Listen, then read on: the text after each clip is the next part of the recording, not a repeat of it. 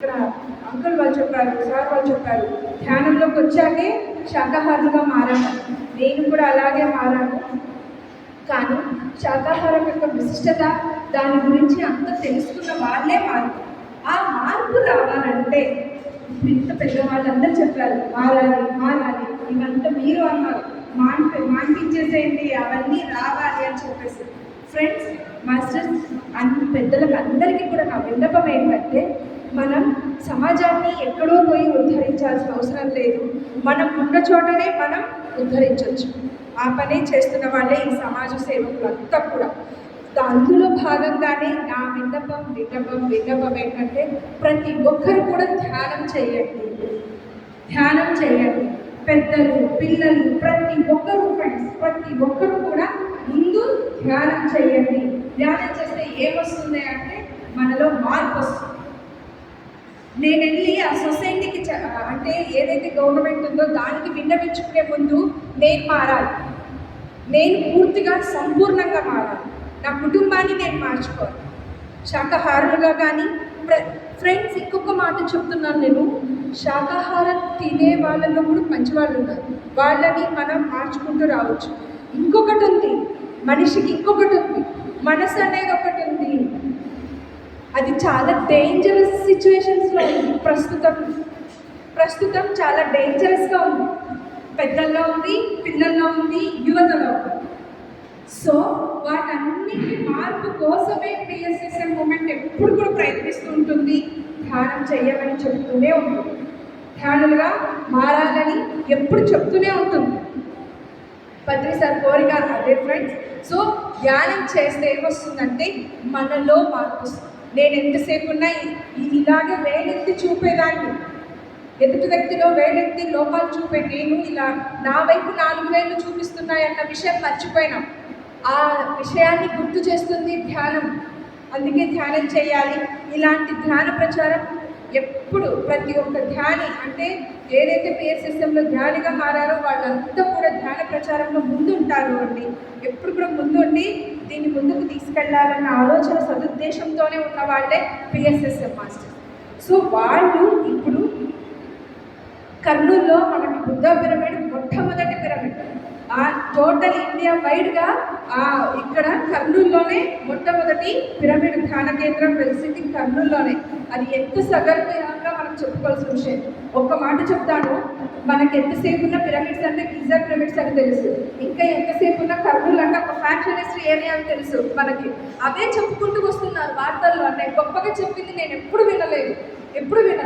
కానీ ఈ ధ్యాన మార్గంలోకి వచ్చాక, నేను బుద్ధ పిరమిడ్లో కాళ్ళు అడుగు పెట్టాకనే ఓహో, మన కర్నూలులో మొట్టమొదటిగా తొలి అడుగులు ఇక్కడే పడ్డాయా అంటే ధ్యాన ప్రచారం, ఆధ్యాత్మికతను ప్రచారం చేయడానికి ఒక వ్యక్తి అంటూ ఉన్నారు, వారే సుభాష్ పత్రిజీ. సో వారంటూ ఉన్నారా? పిరమిడ్ ఉందా మన కర్నూలులో? ధ్యాన కేంద్రం అంటూ ఉందా? అది ఉచితంగా అందిస్తా ఉన్నారన్న విషయం నేను ధ్యానం చేసేంత వరకు కూడా నాకు అర్థం కాలేదు.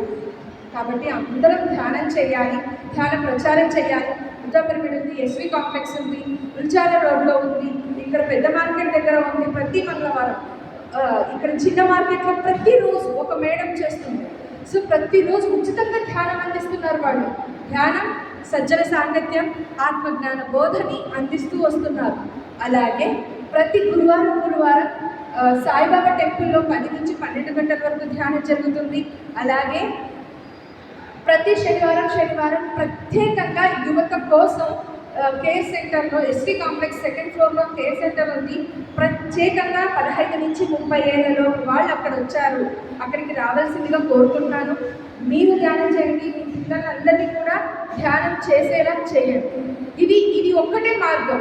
ధ్యానం చేయడం ఒక్కటే మార్గం అందరిలో మార్పు రావటానికి.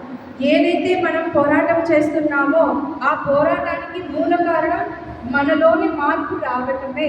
అది వచ్చిందంటే శాకాహార జగత్ని, ధ్యాన జగత్ని ఈజీగా ఎవరైతే మంచి సంకల్పంతో ఇలాంటి సొసైటీస్ అంతా ముందుకొచ్చారో మీరు పెద్దవారు, సో ఇవన్నీ కోరికలు నెరవేరాలంటే మనలో మార్పు రావాలి. ఇది నా కోరిక. ఓకేనా? Thank you so much. So మరి అక్టోబర్ ఏదైతే 1 నుంచి 5వ తేదీ వరకు జరుగుతున్నాయో జాతీయ అహింస మహాసభలు, దానికి కారణంగానే మరి కర్నూలులో మొట్టమొదటి పిరమిడ్ ధ్యాన కేంద్రం ఉంది కాబట్టి అక్కడి నుంచే శ్రీనివాసాచార్య గారు జాతీయ అహింస మహాసభలను దానిలో భాగంగా మెగా శాకాహార ర్యాలీని కర్నూలులో అహింస ధ్యాన మహాసభలు ప్రభంజన యాత్రగా వారు నిర్వహిస్తూ అంటే ప్రారంభిస్తున్నారు. అక్కడి నుంచి ఆ రోజు అంటే ఆగట్లేదు. మే 31వ తేదీ నుంచి జూన్ 31వ తేదీ వరకు నాన్ స్టాప్గా ప్రతిరోజు ప్రతి ఊరిలో 2 తెలుగు రాష్ట్రాల్లో ప్రభంజన, అందుకే ప్రభంజన యాత్ర అని చెప్పడం జరిగింది. సో ఇది జరుగుతుందండి. మరి అందరినీ కూడా ఆహ్వానిస్తున్నాం ఈ వేదికగా. తప్పకుండా ఈ అహింస యాత్రలో పాల్గొనాలి. ఏదైతే మనం పాల్గొంటామో ఊరికి చేయటం కాదు, ర్యాలీస్ అవన్నీ ఏదో చేస్తున్నారు వీళ్ళు ఏదో వెళ్తున్నారని మనం అనుకుంటాం, కానీ ప్రకృతి ఆ విశ్వం తప్పకుండా వింటుంది, వాళ్ళల్లో ఆ మార్పుని తప్పకుండా తీసుకొస్తుంది. అందుకే మనం ఇలాంటి ప్రయత్నాలు చేస్తున్నాం. ఆ రోజున మరి కర్నూలులో జరుగుతుంది, సాయంకాలమే డోన్లో జరుగుతుంది, నెక్స్ట్ డే నందవరం జరుగుతుంది, నంద్యాల, కంటిన్యూస్గా ఆగకుండా జరుగుతుంది ఈ కార్యక్రమం. కాబట్టి ఇది ఆషామాషి విషయం కాదు. ఇలాంటి కార్యక్రమాన్ని మరి చేపట్టడం అనేది వారికి ఎంతో కృతజ్ఞతలు తెలియజేసుకుంటున్నాను. శ్రీనివాస్ ఆచార్య గారికి ఇంత పెద్ద సంకల్పం అంత ఈజీ కాదు కదండి ఫ్రెండ్స్. మేము ఒక్క ర్యాలీ చేయడానికే చాలా కష్టపడతాము ఇక్కడ. సో ప్రతి సంవత్సరం జరుగుతుంది కర్నూలులో, దానికి కూడా మీరు రావాలి సార్. అందులో మీరు కూడా పాల్గొనాలని కోరుకుంటున్నాను. మరీ రావాలి సార్. అందరం అన్ని సంస్థల వాళ్ళు కలిసి ముందుకు వెళ్ళాలనే పత్రిజీ మాకు ఎప్పుడు బోధిస్తుంటారు. సో అందరం కలిసి ముందుకు అడుగు వేద్దాం. Thank you so much. Thank you.